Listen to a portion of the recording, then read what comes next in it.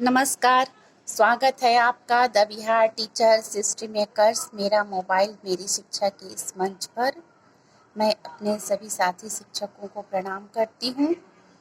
मैं एक सुविचार के साथ पुनः अपने क्लास में उपस्थित हूँ। तो आइए जानते हैं आज का सुविचार। अपने दृढ़ संकल्प से दुनिया को जीता जा सकता है, मगर सही समय पर संकल्प लेना आवश्यक है। तो आइए हम भी अपनी शिक्षा को प्राप्त करने के लिए संकल्प लेते हैं और अपनी क्लास को आगे बढ़ाते हैं। अपने विषय की शुरुआत करते हैं। पिछले वीडियो में हमने जैव विकास और आनुवंशिकता के बारे में कुछ चर्चाएं की थी। आज हम एक नया चैप्टर स्टार्ट करते हैं, नया पाठ स्टार्ट करते हैं, जिसका नाम है हमारा पर्यावरण। पर्यावरण का संधि छेद है परि जोड़ आवरण। परि का अर्थ होता है हमारे चारों ओर और आवरण का अर्थ होता है वह वस्तु या वह चीज जो हमें घेरती है। अर्थात पर्यावरण का अर्थ हुआ कि वह चीज जो हमें चारों ओर से घेरती है। इसका मतलब है कि पर्यावरण हमारे चारों ओर उपस्थित है और हमें चारों ओर से घेर रही है। हम जहाँ रहते हैं अथवा निवास करते हैं उस क्षेत्र में बहुत सारे भौतिक या अजैव तथा जैव पदार्थ उपस्थित हैं। यही भौतिक या अजैव तथा जैविक पदार्थ मिलकर हमारे पर्यावरण का निर्माण करते हैं। जैसे हमारे चारों ओर जो भी पेड़ पौधे दिखाई पड़ रहे हैं या पशु पक्षी दिखाई पड़ रहे हैं, मनुष्य दिखाई पड़ रहे हैं, वे हमारे पर्यावरण के जैव भाग हैं, अर्थात जैविक भाग हैं, जीवित भाग हैं। और हमारे पर्यावरण में पाए जाने वाले सूर्य की रोशनी, हवा, मिट्टी इत्यादि जो हैं, आर्द्रता, ये अजैव भाग हैं। ये सभी पर्यावरण के अवयव कहलाते हैं और इन सब का आपस में सामंजस्य बने रहना अति आवश्यक है। अगर इनका सामंजस्य खत्म हो जाएगा या नहीं बना रहेगा तो यह मनुष्य के लिए या हमारे पर्यावरण के लिए अत्यंत हानिकारक है। पर्यावरण के 4 घटक हैं। पहला जलमंडल, दूसरा स्थलमंडल, तीसरा वायुमंडल और चौथा जीवमंडल। ये चारों घटक मिलकर हमारे पर्यावरण का या इन्वायरमेंट का निर्माण करते हैं। ये चारों घटक जीवों को चारों तरफ से घेरे रहते हैं। मनुष्य की कोई भी गतिविधियां इन पर्यावरण के घटकों को प्रभावित करती हैं।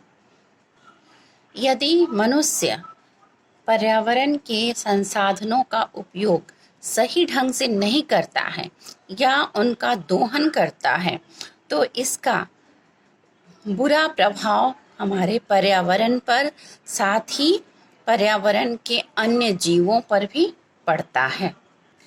पर्यावरण के इन घटकों के बीच एक आपसी संबंध होता है। इस आपसी संबंध को समझने के लिए हमें पारिस्थितिक तंत्र, इकोसिस्टम या परितंत्र के बारे में जानना आवश्यक है। तो आइए हम थोड़ी सी चर्चा पारिस्थितिक तंत्र या परितंत्र या इकोसिस्टम पर करते हैं। अभी हमने पर्यावरण के घटकों के बारे में चर्चा की, जो 4 घटक होते हैं: जलमंडल, स्थलमंडल, वायुमंडल और जीवमंडल। जीवमंडल के जीवों का आपस में तथा भौतिक अजैव वातावरण के साथ आपसी संबंध होता है। ये सभी घटक एक संतुलन के साथ एक दूसरे से जुड़े हुए रहते हैं। अगर इनमें से किसी एक भी घटक का संतुलन बिगड़ता है तो पर्यावरण का भी संतुलन बिगड़ जाता है। पर्यावरण का संतुलन बिगड़ने से उसका बुरा असर जीव मंडल पर पड़ता है और जीव मंडल को स्थिर बने रहने के लिए ऊर्जा तथा पदार्थ दोनों चीज़ों की आवश्यकता होती है। इन दोनों चीज़ों का जैव तथा अजैव मंडल के घटकों के बीच आदान प्रदान होते रहता है। अर्थात जीव मंडल के विभिन्न घटक और उनके बीच ऊर्जा तथा पदार्थ का आदान प्रदान एक साथ मिलकर पारिस्थितिक तंत्र या परितंत्र अथवा इकोसिस्टम का निर्माण करते हैं। पारिस्थितिक तंत्र या परितंत्र को हम इस प्रकार से परिभाषित कर सकते हैं कि पारिस्थितिक तंत्र जीव मंडल की एक स्वपोषित संरचनात्मक और क्रियात्मक इकाई है। यह पूर्ण रूप से ऊर्जा के लिए सूर्य पर निर्भर करता है। पारिस्थितिक तंत्र के जैव घटकों में पेड़ पौधे, पशु पक्षी, कीड़े मकोड़े या मनुष्य शामिल होते हैं तथा इसके जैव घटकों में प्रकाश, ताप, नमी तथा मिट्टी इत्यादि शामिल हैं।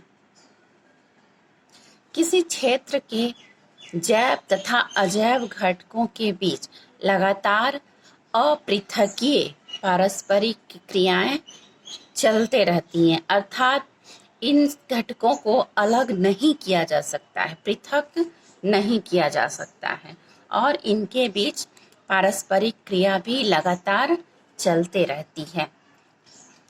ये दोनों एक दूसरे पर निर्भर भी रहते हैं और एक दूसरे को प्रभावित भी करते हैं। जैव घटकों के बीच पारस्परिक क्रिया के कारण इनकी वृद्धि, जनन एवं अन्य जैविक क्रियाएं प्रभावित होते रहती हैं। इसके अलावा वायुमंडल में तथा मिट्टी में कुछ ऐसे सूक्ष्म जीव भी पाए जाते हैं जिन्हें हम नग्न आंखों से, खुली आंखों से नहीं देख सकते हैं। इन्हें अपघटक कहा जाता है। आज के लिए बस इतना ही, फिर मिलते हैं अगले वीडियो में। धन्यवाद।